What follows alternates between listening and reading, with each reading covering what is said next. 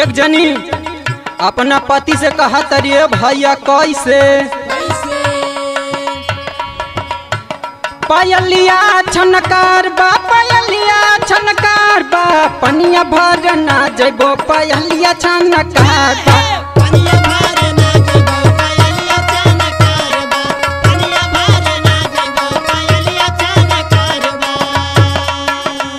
हाँ पायलिया छनकार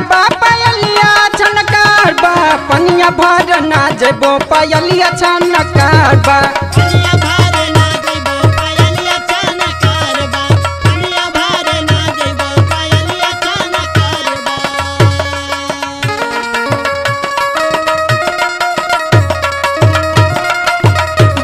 भैया बा हिलादा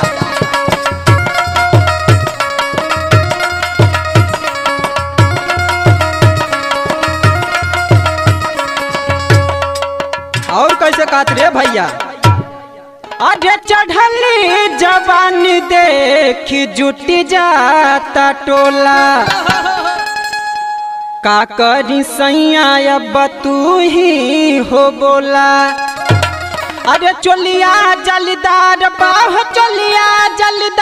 बा पनिया भर ना जबो पायलिया छनकार बा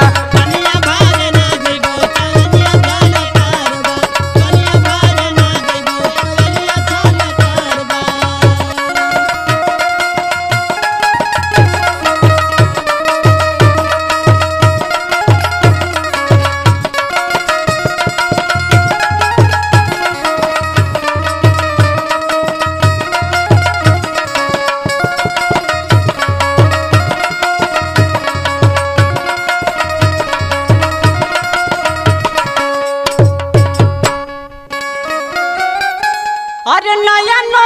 हर बानी कनिया जाई बना बहारा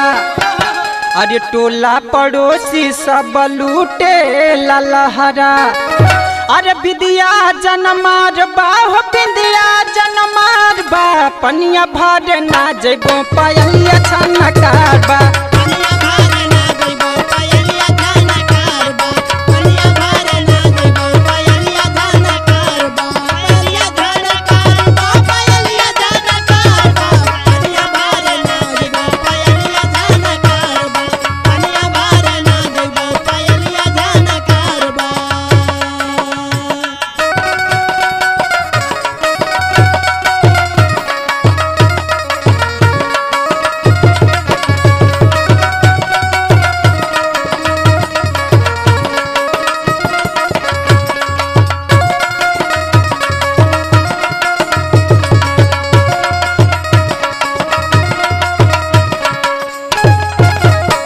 अरे मिथुन मनी पिया मानिला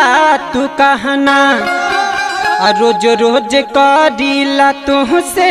बहाना अरे सड़िया जनमार बा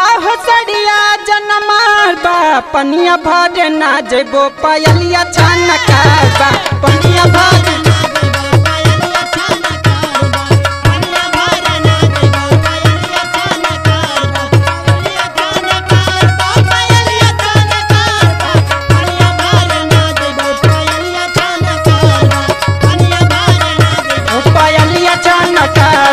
पनिया भर ना जबो पायलिया छनकार।